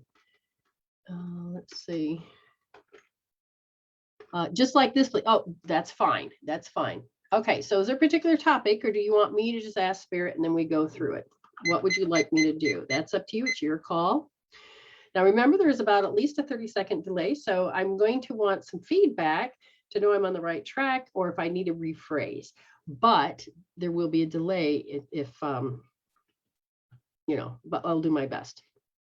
Okay, so I'm, wait a second, just in case she says that she has something very particular. She paid, it's her choice. Okay, let's see. I'm going to sell my house and move. Okay, so we're going to talk on the subject about selling her house and moving. Now, we would like to, in her favor, that she can sell the house and move. And is this a good time for moving? Yes, is a good. So they said sometimes you feel that you're cursed. On the fact is that you're like, well, all the actions I do, I'm not seeing the right sign. There's something to do with collective information. I said, is this real or imagined? They said, well, what was real was you borrowed it with other people's stories, and you have now become timid about taking action for yourself. And so you borrowed somebody else's stories. Here's the problem. It goes into the imagination field, but it's not your own. And so you know what that feels like. You're like, oh my gosh, this could happen to me. And this goes into, I don't want to behave that way. I don't want this to happen. I feel like you had a conversation. Yeah. And I think you collected two particular experiences about maybe people that sell houses or any of this, or you could have heard them when you were younger. They're not really saying, they're saying that they have come forward as a borrowed. How they got borrowed was that there was an emotional imprint. So like, for instance, I put something in the trunk of my car. Somebody says you shouldn't do that in front of people because it can get stolen. And because of their experience or their emotion from their experience, it had entered my space. And now I started to go into paranoia and to think I did something wrong and it's going to get stolen. I just know it. And then I was like listening to how these thoughts were kicking off. Now, I was able to heal that out and change it. And then guess what? The thing in my trunk stayed there. She goes, I'm ready, but concerned about the magnitude of moving with the business sorting the house. Okay. So let's go with a little bit more deeper now that she's got that. They said work. Yes. So this anxiety again is that it's not even, the anxiety is always about the future based on a past experience. And I said, we'll see, they're going back into that. So break it down when you're thinking, how is it all connected? Oh, my partner has decided not to move to interstate with me. Okay, so when I'm looking at this, the thing is that it's your choice what you want to do with the house. Yes, the nervous system says that I keep going back and forth. There's a compulsion that I have to. All right, this compulsion, is it because a lot of it has to do with it because the partner's not coming? They said, well, I feel like I have to do this readjusting. And I said, okay, I'm going to have to behave like that. All right, so I want you to pull out the trajectories of your choices. Okay, I see like 3 particular ones. And I want you to begin to know how to register yourself, because right now the anxiety is out here and it's so confusing in what you want to do. So the first thing as far as getting the anxiety back is that I want you to take the left hand and I want you to go right in the middle, right there. See?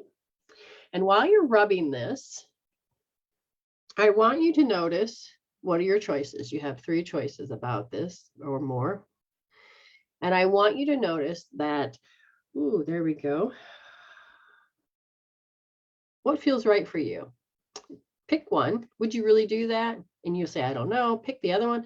And I want you to notice that there's a certain amount of jealousy energy there.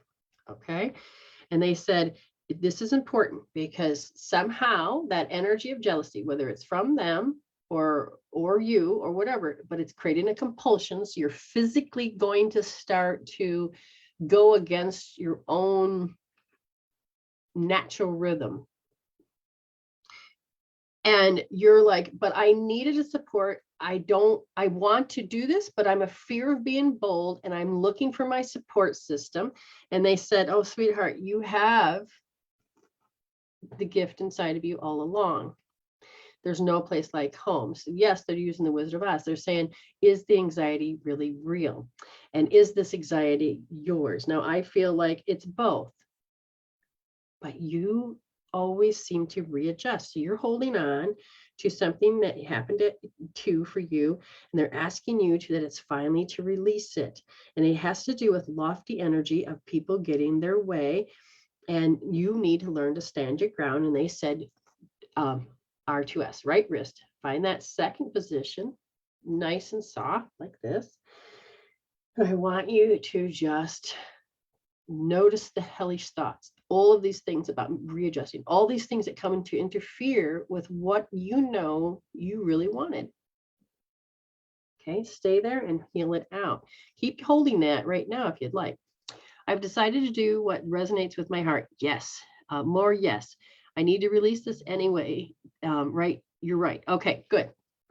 Now, I said, is there anything else so choose, when you start to release the hell, your clarity is going to come in so you can choose what you want even more so without having the doubt. Now I'm going to ask, is there anything else stopping you? And where are we going? Fear of being bold. Okay, so we're going to be at 2 years old and you had no problem being bold until someone stopped you. That means like my building was on fire and I was running down there without a coat. Temperature was very freezing. And I just ran 600 meters and I was about ready to turn to run down because the chief of police or the chief fire department chief wanted me. And I was going to be bold. And all of a sudden someone put their hand on my shoulder and I stopped and I had to behave. And he says, you can't go there. And I says, but he's called, it doesn't matter. And I for a moment, it was like I needed to be like in the movies and just bust free and run. But I didn't, because the anxiety of what the cop was going to do was an auto response of authority. And I feel that that's what happened with you. And I says, how can we heal this? And they said, you have to go to L1S because there is your will. And they said something, you don't want to hear the blaming. Pay attention to when somebody sits there and starts to blame. You can feel how that controls your habit. I went to my grandmother's and grandmother's to live when I was 2. Oh, part of you didn't want to do it. So notice there's this fight within you and your 2-year-old doesn't understand, except for the fact is that it's like, I don't know how to trust myself. I don't know how to trust what's going on. And they said they want you to really release that identity of that child. And they want you to get into that and just allow yourself to sit with it because you're supposed to overcompensate and to correct and take care of it. You had to behave. Exactly. And they said you're ready and they need to have you release the grief of your decisions because you're an adult now. So go back and just sit with it, a 2-minute sit. Get in touch with it, and you can hold your hand there if you want, but then you're going to hold the right wrist first position nice and deep. That's grief, okay? And then you're going to sit there and you're going to allow yourself to connect to that little part of yourself and then tell her you're there for her. And let's really allow yourself to notice. And you're like, but I can't think back that. That's fine. The incident of where you're holding yourself back now about wanting to move, and you can feel the grief. I have to be, I know you got it. Measure it and stay in your hills and watch it disappear. Okay. And notice you can take your will off that I have to behave. There seems, so you got this, All right, hopefully that helps, Cynthia. And thank you, Spirit, for taking care of her and start removing that anxiety. You can do that. The next person is, oh no, that's okay, good. We're going to get back to 1 minute. So that means Nancy, Miss Nancy. Let me get back to that screen. Okay. She says, when you heal this shit, your chances of lining up to get what you want will actually sell faster because you'll be closing shit down and you won't have to hold on to a particular story. Make sure you create closure to the house. Say goodbye to it. Call your energy back to you. And when you begin to do that, you'll start to notice that that it's finished. When I left United States, I was driving back from Lansing to my home, and I looked up and I said, goodbye, road, goodbye, sky. And then I said, goodbye. And I said goodbye to all these things. And I could feel that as I was saying goodbye, driving down the road, I could feel parts of me just coming with me for the adventure. Nothing was left behind. There is what happens when people get sick, is that they don't take all of them with them, and they don't close certain things, that they'll start getting homesick or they'll start getting sick. You don't need that. Take all of you with you. Say goodbye, create a closure. And if you're looking at something, you're like, oh, I can heal that. And then just look at it until all of a sudden you pull yourself out of that habit that you're supposed to feel sad, sorry, and all of this. Take all of you with you. When I got here, it was beautiful because I looked up the sky and I'm like, yep, I'm glad I said goodbye to the sky I knew, because hello to the new one. And then I just got a nap. I go, oh, there's my stars of where my home was. And you can find third options to help you connect in such a unique way. Oh, sweetheart, don't be apologizing. You're fine, my dear. You're fine. She says, she's sorry for interrupting. No. She goes, appreciate your advice. I won't get out of the guilt, woman. Heal that out.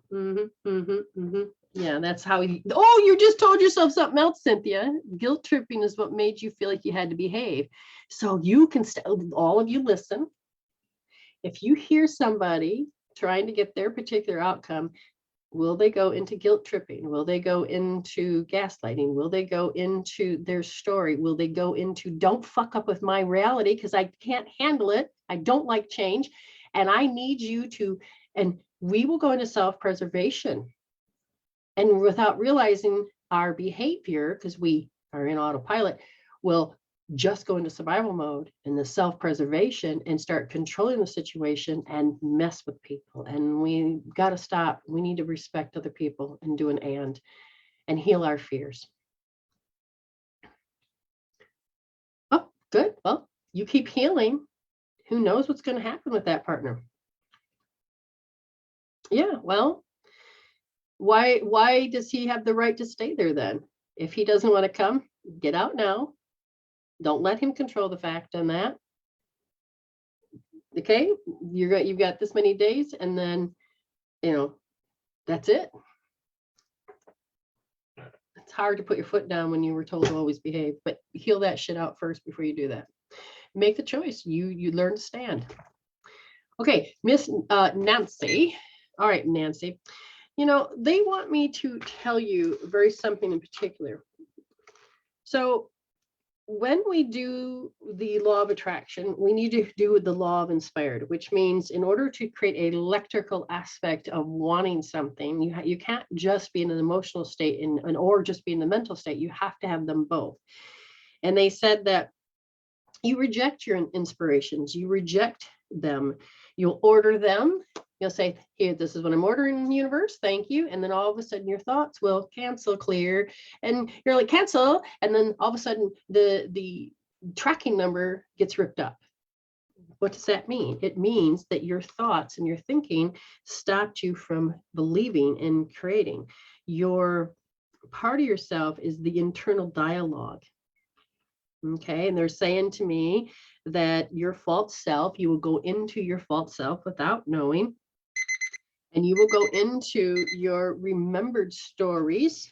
And I said, well, what can we do? She says, they said, you have somebody here, R3S, guilt tripping.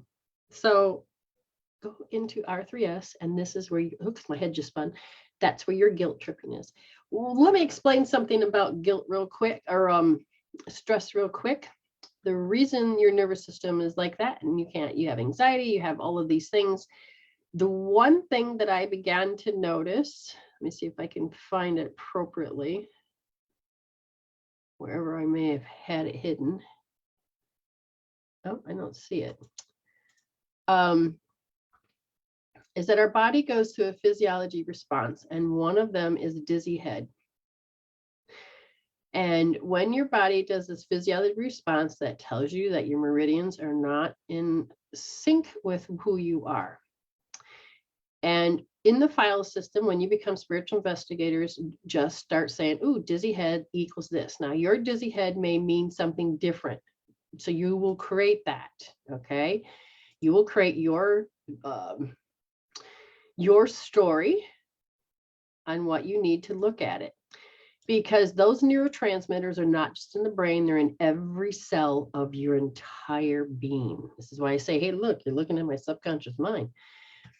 But your anxiety, the spinning of the head, the quick breath, and the pounding heart, lying awake all night, all of these things is telling you that there are messengers, chemical messengers that you can resolve out.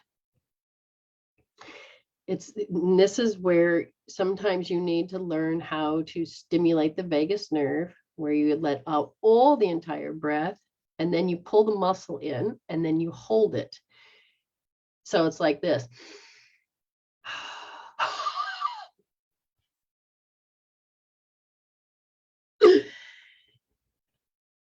You do this enough, you're going to start noticing that you can switch your vagus nerve from sympathetic, which is not a good thing, it means stress, into parasympathetic for rest and digest. You can help the nervous system to shut down and say, I don't need to listen to you chemical messengers, I'm in charge. So then you can start to get the body to change. Now, there are other things. You go to my site, you will actually see where there you can, hold certain points, the spleen and the triple warmer, to be able to calm you down. And if you are, and most people are like, well, I there's nothing wrong with me, but they got a quick breath and they're so used to the spinning head and their heart, they don't realize that this is happening. Okay. We got to look for that key that's locked into your receptors and pull it out so that your body can start going back to a homeostasis. Okay. It's not always rest and digest. It's both. You have to have both in a nice balance. All right. Now I'm going to look and I'm going to take the next person and we're going to take Heather Kate. And Heather Kate, there's a certain amount of distrust. Now, they're having it out here, meaning I don't know if you're even aware of it or if you've had an experience recently, but you also know, and they said that you've blended it in, that you don't really know what lofty energy is. And that has to do with when you're out of sync and this energy is very lofty. It's like got a hierarchy to it. And they said that your story, because they're using meta mirrors, there's your stories. And I said, well, how many points? And they said about 3 particular stories. So now you're like a worm. So you got 3 different parts of you. And I said, in this case, it says the first chakra, second, and third. So when I'm talking about stories, I'm talking about how the chakras are mini brains that hold data. And so you have those 3 lower chakras that is affecting which one? Your 4th chakra. So the lower 3, if they're balanced, these will be in balance, 4, 5, 6, and 7, 8. But if they're out of balance, then these will have to be out of balance because you're interchanging them. Now they work independently, but they also work together. So the first 3 part of your chakras have everything to do with, and they're saying that if you understand, oh God, I feel like I'm cursed. Now I asked, are you really? They go, no, understand that it is like you want to do something, but you can't. You know what it's like to readjust, and it's part of your habit. And part of that habit then says the reason you do it is because you're timid. And you know what the intimidator is. And you're like, I want to avoid them like the plague. And you have a disdain. It's like a, and you may never talk to them, but you know how you don't like it. And they said that there was a part of you about 4 years old. Now I'm going to cut that off. And I'm going to say, notice that you don't want to be taken for granted. And therefore, here becomes your story. So is there anything particular you want to be able to heal? They said, yes. R2S, because somehow procrastination interferes with you healing that. You don't realize it, but somehow in the strategy of life, somehow procrastination got stuck in there. Just kind of define it, look at it. And this, of course, is for Heather Kate. All right. Now I'm going to go and Mark, Mr. Mark, you're hiding, depressed, critical, because and then they're really pointing to the word shy and scorn. I said, are you talking about yes, your 2-year-old is sitting behind you and it's come out and it says, I don't like the energy in the space. How energy is shared in the space, and it puts me back into a place. And I said, okay, keep talking. And they go, well, I'm always having this incompatible. That's what relationships are. I cannot have a healthy one. I have to have an incompatible one because that's what I'm conditioned to know. And then I heard Pavlov's dog. I said, okay. And they said, it's like a learned helplessness. It's like, okay, behave this and I'll give you a carrot. And they said that feeling nature of that needs to be healed out. And they said they need you to begin to notice that you need to do L1D, because you can't be confident as the adult, Mark, if your heart's going to get crushed. So you're stuck at that. Okay, you're stuck at that. All right. So you're stuck there. You are so heal that out and we'll see what happens. Okay. Let's see.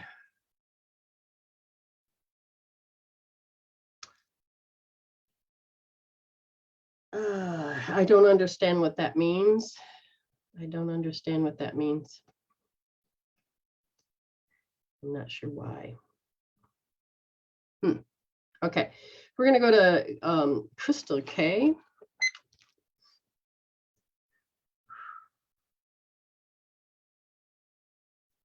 Yes, Beth, we will. Crystal K, self. And all of a sudden I'm like, wondering, you're not tethered. No. Are you off your axis? Yes. Do you want her to get on her axis? Yes. Is there spirit? Do you know? Okay. So, okay. I believe I have that on my website. What I need you to do is just kind of wherever you feel, I don't even feel it. Okay, so just kind of like imagine you pull down your energy that's through you, push it down to earth, start to connect with earth, suck up, and there's different ways of sucking it up. Feel Mother Earth, bring it up energetically, and then start to bring it, come back into the body. Imagine it going up, and then you're going to plug it in straight up into your source packet, please. Your spiritual source packet, and then it knows where to go after that. You understand? Okay. I'll tell you. It's on my website, just so you know. Okay. My body is beginning to ache, so somebody's getting my attention. I take it that this, whatever it is important.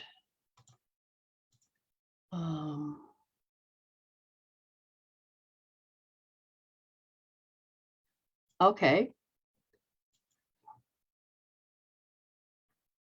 So we need to look at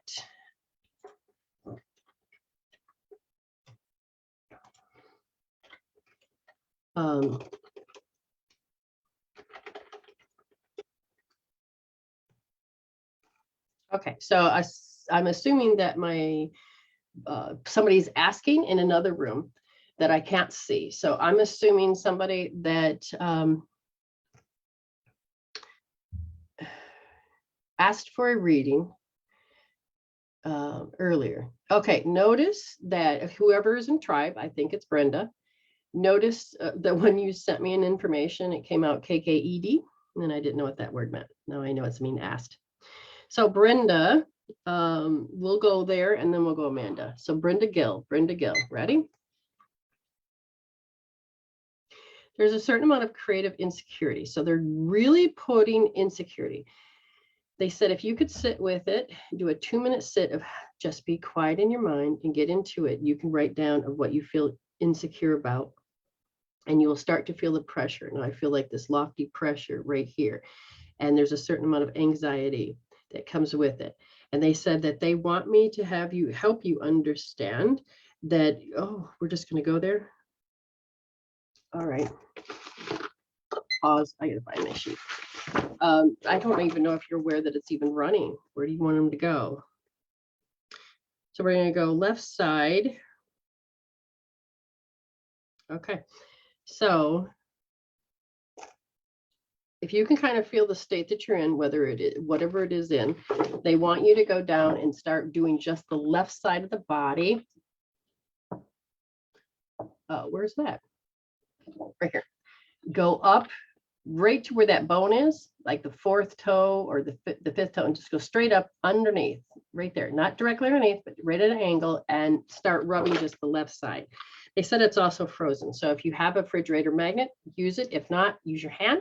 And just imagine that that's my ankle bone. And then you'll take your hand, palm, and then the back, and then the palm, and then the back. Do that about 12 times, and then get in there and rub that ankle bone in that area. They said the energy has been off for a while, and it says that you're holding on to something very specific, such as cloudy thinking. Okay. And they said, oh, and so when you do that, it should zing and start letting it go. And then you can do L2D, because do you know the relationship about what it means to exert the energy, or somebody has exerted the energy to you or you from you, or you can't. So there's something there. And the decision was shut down because it was so hopefully that makes sense. Okay, so now we will go to Amanda. All right, Miss Amanda. Now, what we're going to do is I want you to feel that every day you wake up, there's this thing, and it's like, not my intention. I don't want to do this anymore. And they said, okay, that's great. But notice there's a key factor, the word blaming. The word blaming. If you can single out this blaming, you're going to start to see the different directions it is, and you can see how this blaming acts like a bully. They said when you do that, you're going to start noticing how it's in your life and you're chasing it down. Oh, wow, it says. And so the L1D, because this happens because there's the fear of judgment. And so then you keep locked into this anxiety. L1D, definitely, Amanda. And they said, notice that you keep yourself in an incompatible state so that you don't really have to go there, because your heart's saying, I know that this is how I cope. And they said the anxiety this is how you cope. So L1D, learn to get that out, learn to heal yourself in a certain way. Okay, thank you. Hey Brenda, how you doing? Yeah, I realized that the information is not getting out there, and so I thought, oh, I'll just send the link out to my tribe. And it connected with you. Awesome. Now, Beth Kelly, I am so sorry you get 2 minutes. Well, I think you're new, aren't you? Because you had to wait. It's just who I am. Miss Beth, I promised and I failed to deliver. So I will give you 3, but you'll get 3 minutes, but you at least got to let me know you're here so that I know. If any of you, while you're just understand anybody that paid today, your name goes into the drawing for a chance to win a 30-minute free session with me off the air. Every time you share, oh, there you are. Every time you share out, please do your best to share it to groups and things like this. If they allow, don't break the rules. We're learning respect about this. But share it out. And this way your name will go in a drawing too for a chance to win a 15-minute free reading with me. Now, Beth Kelly, I'm gonna give you 3, and here we go. A wishy-washy. Okay, so kind of define what that is, because it actually is a flow, and I feel like you're more of a water as well. And because of this, they said that you're always doing your best to find your balance. In the old way of how you wishy-washy, so you could find your balance, was at 5, but it no longer serves. So this is where something that you once did no longer serve feels like a curse. So now it's working against you, and you don't want it to work against you. So then you'll start seeing it as an adult as injustice. And they told me that when you go and you look at it, you're going to go, God, this happens every time. So overtime hopelessness is that you know that when you go to do it, it looks like it's going to have the same result. You with me so far? They said when we look at your career, it has a lot to do with, in the strategy of career, it has to do something to do with heartache. So did you have problems in the past with the career? You learned to self-soothe in such a way that it created yourself to always say, I don't want this to happen again, which now puts the thing that you don't want in front of you. as I look at this, and it says that there's an emotionally repressed. And I said, so you emotionally repressed it, and now it's come in front of you. And they said, yes. And they said that now you're also addicted to a particular part of the hormone or the peptide. And they said it's stuck in your energy body, so that, and when that happens, you will literally feel that you can't do something. So again, it feels like a curse. As we move forward even a little bit further, it has to do with when you are disconnected from your energy of spirit coming in. What happens is that I'm watching how you're taking a memory and you're bringing it forward because it's dumped onto the, like, in this case, the nervous system. And it seems to be in the prefrontal cortex, thinking this is how you have to create reality. And it's stuck with awkwardness. I would say you want to begin to heal awkwardness. I would tell you to hold right wrist second position, nice and soft, just like that. And then you hold it like this and you sit in it and measure it out from 0 to 10. Oh my God, I know this. And stay in that position in your heels, and your body will begin to heal itself. Okay, going back into this, they said, pay attention to the fact is that there's something about always feeling bad. And somehow it's related to that, and that emotion, that chemical peptide dump of emotion that sits on your nerve, that says that your prefrontal cortex says this is kind of like what you have to see. So I said, does this filter, does it create a pessimistic point of view? Does it create a negative point of, what does it do? What is the filter there? And they said, well, it's time to release the fact that the environment seems to affect you so much. And they said, notice when the environment affects you, say, does it have to? They want you to start getting on top of your story. Amber, yes, you may have one, honey. Yeah, you're learning me. Yes, exactly. Miss Amber. Ooh, doing good. That's all I hear. And then it says, but martyr. And then I'm like, what? They said, have to. This is how I self-soothe. I self-soothe because I know that I don't want to be doing a behavior, and I know that I don't want to be a martyr, but that's how I self-soothe. Because as soon as and I said, you self-soothe, was there another emotion? And they said, yes. When there feels like there's an indifference, if somebody left it out on the air and didn't say, or they were indifferent, automatically you need to just make yourself self-soothe. So then, okay, fine, that's what that means. I'm going to be a martyr then, and you won't even know you're doing it. So there's trigger you're not even aware of. And I says, well, let's heal that trigger. And they said, good, L3D, because when you don't hear back, you assume, and locks you in a position. So L3D, please push in nice and deep and sit there. And it's the capture of this moment where you go and you're like, you're going to stand up, you're going to be yourself, and you're, oh, everything's fine. And then the way you assess the situation through the person, they have learned it enough that if they give you that response, you're going to act that way to give them what they want. I hope that makes sense to you. Okay. Oh, good, Beth. You're welcome. Hope that made sense to you. And now, oh, got all those people. We're good. Let's see. Anybody else here? Okay, so anybody else in the room that wants a 1 minute, if you happen to be on another page that I can't see, I'm sorry. Come to the main page. Come to the main page. Okay. Whew. Oh, Crystal says, Kay says, I feel better since the last show. Excellent. We like to hear when you have taken the tools and applied them and used them, even if you didn't do the healing, but you took the information and it allowed you to grow. It allowed you to become, oh, where'd my screen go? Allowed you to grow. And that's what we want. We want you to be empowered. We want you to have an evolution. We want you to be in charge. We want you to know you can do it. It's very beautiful. You can do it.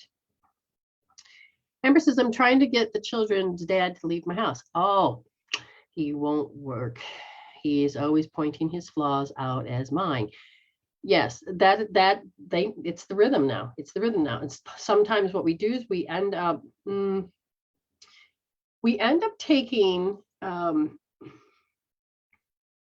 thing that we fell in love with, and then the play that's familiar is part of our identity. And so we go back to what we know, And we don't really know what it means to grow because we haven't really done that pattern. So then we just go back and it looks like we're a glutton for punishment, but you're going back, you're learning, you know what, I see this now. And what happens is that we train them to treat us a certain way until we're done being our soul being insulted. And when we heal out a very particular thing, all of a sudden they will want to hold on to that old pattern. And you're like, nope, see it, nope, don't have to fall for it again. I've healed that out. The energy that says no. And you just will have the balls. Oh, that would make sense. Okay, so I'm a person that I believe kindness is important, but you can stop it from having to go too far. So we got out of the house, as I was saying earlier, and this person, we met several different characters. Now, normally when we leave the house, we don't, but this was like in your face from spirit. And so this first person gave us a emotional crying story, and I'm like, and I hadn't realized that I was falling for it. This is part of one of the lessons you have to understand. You will go into it, and when you come out of it, you don't have to beat yourself up and you're like, oh, what was I supposed to learn from that? Well, this kind of a little bit more. It's just that we emotionally get pulled into and we don't get it. Now, what happened was that now that I see that, how can I trust the next person? That's my growth that I've got to do. That's not what they were going to say, or that's not, well, you'll have to tell me later what you're going to say, because it was very important for him. Now it's just like something different, like it's for somebody else. Okay. Oh, you're so welcome. So Miranda had a very particular incident yesterday. A bad storm went through, but can I share a little bit about it? I'll be discreet as possible. So we'll just wait for a little bit of, because there's a history to how it triggered the past that she had to heal. But it's so beautiful how we have these, or what do you call it?